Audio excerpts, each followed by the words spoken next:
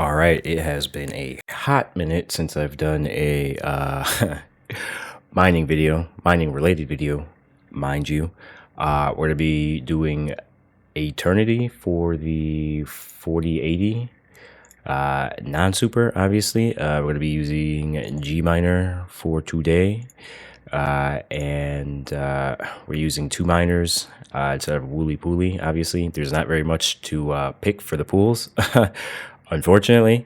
We're going to be mining to an exchange, which I don't recommend, but for this video, I am using CoinEx. Unfortunately, if you are a US-based citizen, you have to use a VPN, but it's the most reliable for Eternity for anybody that's trying to mine it anyway.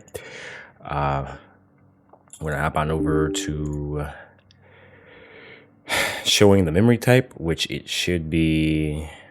Let's see here. Oh man, Micron. Majority of the 40 series should be Micron. I think like the 4060 and 4060 Ti are Hynix, or at least the 4060 I have is Hynix.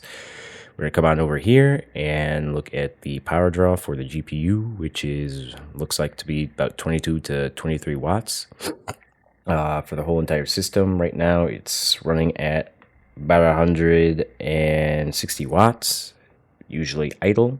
So not accounting for the GPU, the whole entire system uses an additional 140 watts. So just taking that into account, we're gonna start her on up. Now with just, oh God, with just these two programs up, the miner and afterburner, with all my monitors off, I was getting a hash rate of 16.94, or actually rather 16.90 to 16.94 graphs per second, with a power draw of anywhere between 274 watts to 270 watts. This should give us an actual efficiency of 61.60 to 61.75 for the efficiency. Currently right now it is 74 Fahrenheit in my home, and as you can see, 76 Fahrenheit outside. We're gonna, oh God, I shouldn't have moved that. I'm a little rusty. Anyway, we're gonna hop on over to showing the thermals.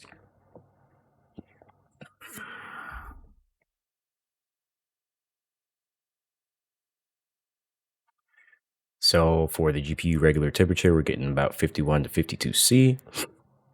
For the memory junction temperature, looks to be about 52 to 54 C, and a GPU hotspot temperature of, what was that, about 60 to 61 C.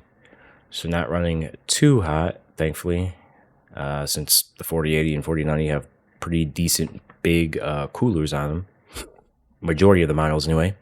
I'm gonna close her on out, and then we're going to go ahead and exit out of that. So we're getting into the overclock. So what we're going to do is we're going to go ahead and power limit to 80, and then, or 80%, and then a memory clock of plus 2000. Crank that baby all the way up. Restart the miner. It's fairly straightforward. I guess Eternity doesn't really use core clock all too much, more memory intensive. But with this overclock, I was getting, again, with just the two programs up, the miner and afterburner, I was getting 17.17 to 17.18 graphs per second, with a power draw of, looks to be about steady 249 watts. So I wasn't really able to shave off too many watts, but this should give us an efficiency of anywhere between 68.96 to 69 gigahertz efficiency.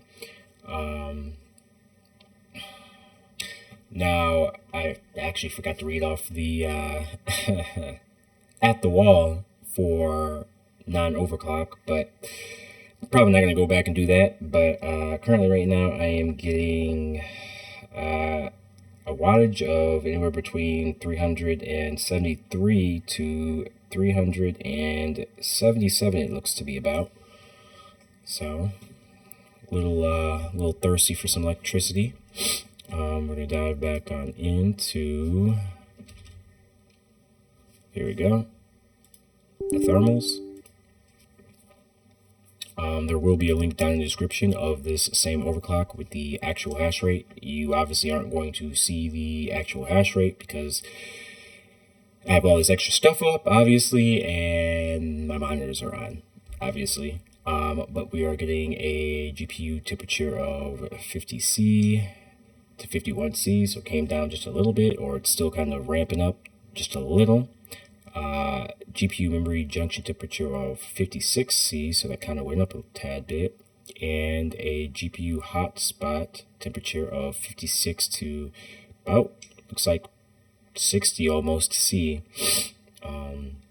That's pretty much it. Again, there will be a link down in the description with a link showing the actual hash rate of the same overclock. Thanks for watching. Bye.